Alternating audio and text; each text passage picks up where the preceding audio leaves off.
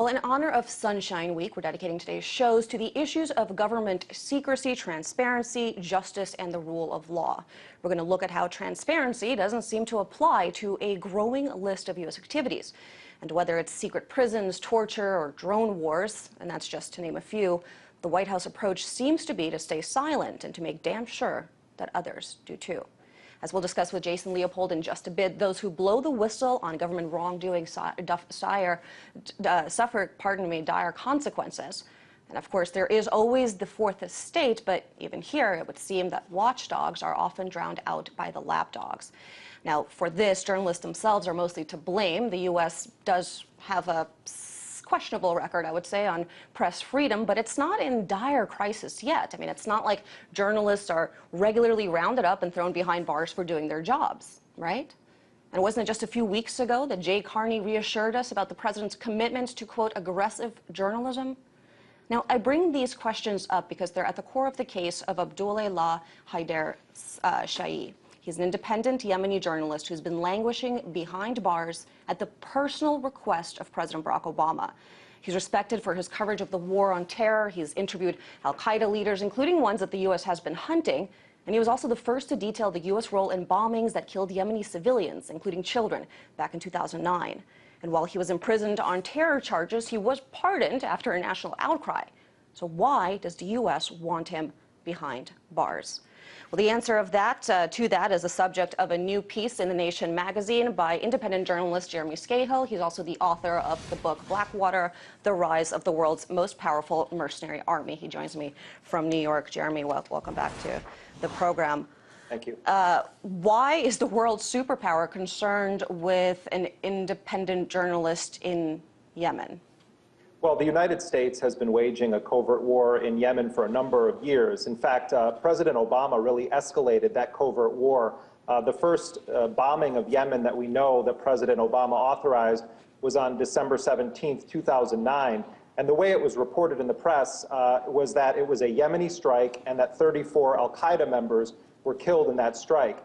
And because of this journalist, Abdulelah Haider, going to the scene, taking photographs of the missile parts, and then sending them to media outlets and ultimately to Amnesty International, the world learned that, in fact, it was a U.S. bombing because they were Tomahawk cruise missiles and cluster bombs, neither of which Yemen has in its arsenal. And, of course, after Abdulelah Haider revealed that, we then learned through the WikiLeaks cables that General David Petraeus, who at the time was the CENTCOM commander, had conspired with President Ali Abdullah Saleh of Yemen to cover up the U.S. role in those strikes.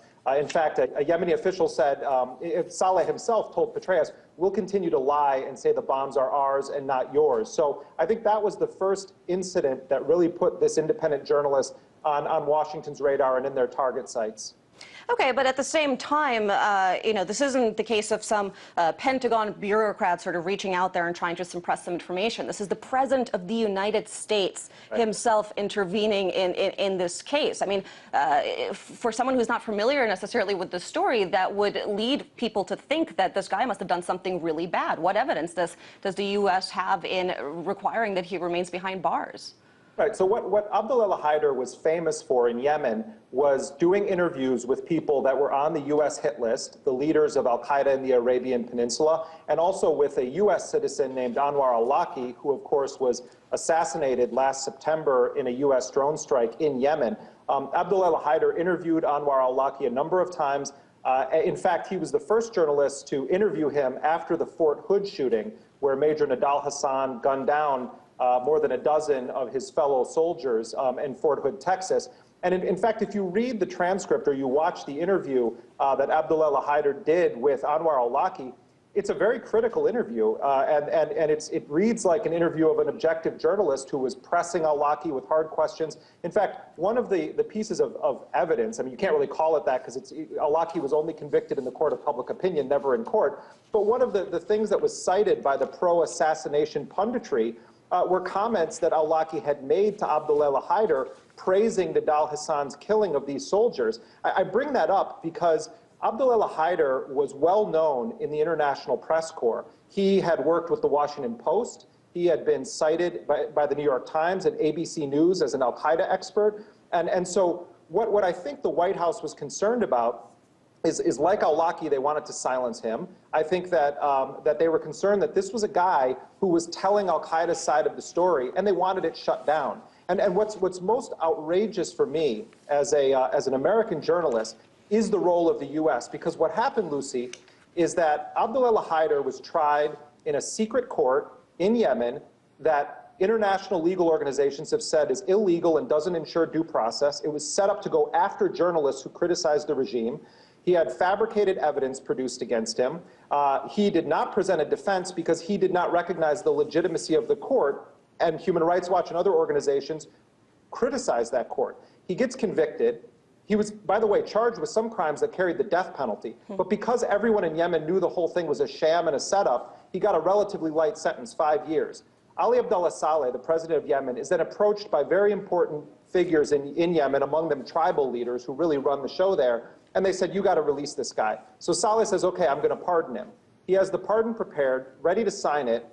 It leaks out to the Yemeni press, and Ali Abdullah Saleh gets a phone call, not from John Brennan or one of Obama's advisors, but from President Obama himself. And President Obama said, we're very concerned about the release of this guy. We don't know the full extent of what happened in that phone call, but the White House and State Department, in fact, I interviewed the State Department, admit that Obama, in fact, said the U.S. wants him to stay in jail. And so the pardon was rescinded, and he continues to rot away in a prison after having been convicted in a kangaroo court. And he's in prison because Barack Obama wants him in prison.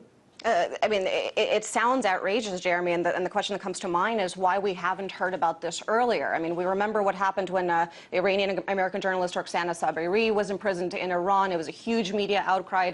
Laura Ling and Yuna Lee in North Korea, huge media outcry. Why are we not hearing about this here in the U.S., especially in light of the fact that the Committee to Protect Journalists and Amnesty International, major groups have spoken out about this? Why isn't the media covering it here?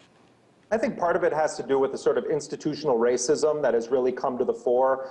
If his name was, William Smith Kennedy, and he was a white man, and he had been arrested on these charges, instead of being Abdulelah Haider Shaye, a Muslim journalist.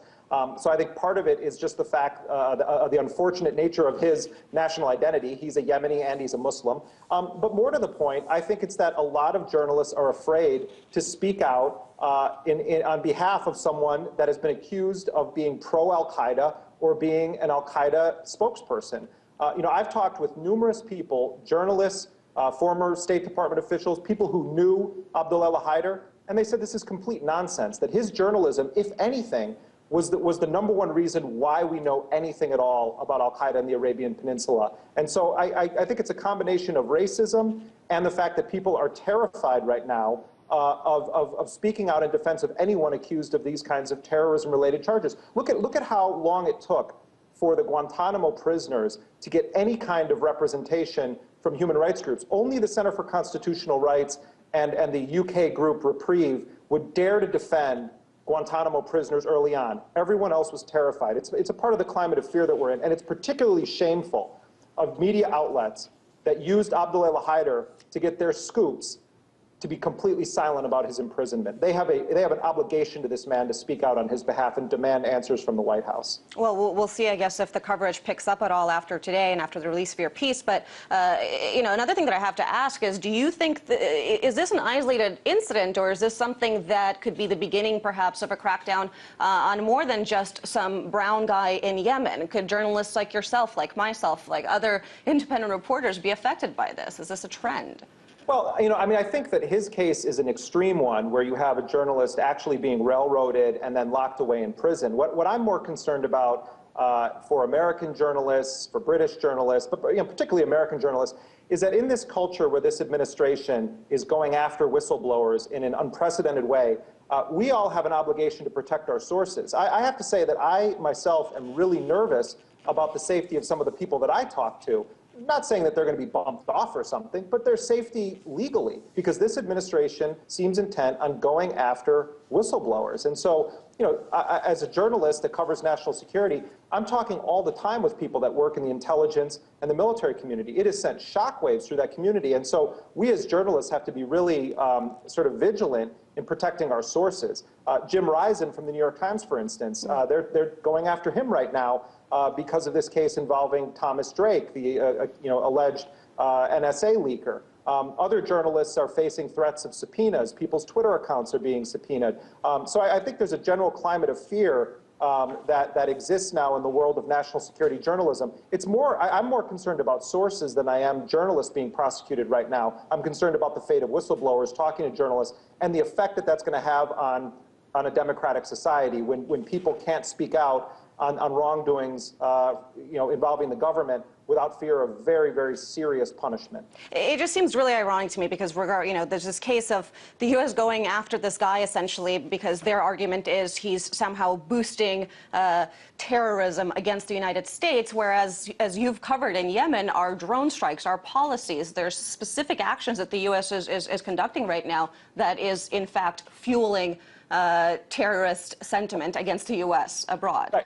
I mean, that's a great point. But here I think we have what sort of captures the big hypocrisy of this all is that you have people like Fran Townsend, the former Bush counterterrorism advisor, Ed Rendell, the former governor Tom Ridge, the former governor of Pennsylvania, former head of Homeland Security, Howard Dean, the former governor of Vermont, and a very prominent Democrat. These guys are all being advocates right now for the MEK. The State Department designated terrorist group, and they're all working for them to try to get them lifted off of this terrorism list. So they're allowed to walk around advocating for a group that the State Department has identified as terrorists. But Abdulelah Haider Shaye, this journalist in Yemen, he committed the crime of exposing a U.S. bombing that killed civilians and interviewing someone who happens to be a U.S. citizen that the U.S. wanted to be silenced and wanted to assassinate, and he gets locked away in prison.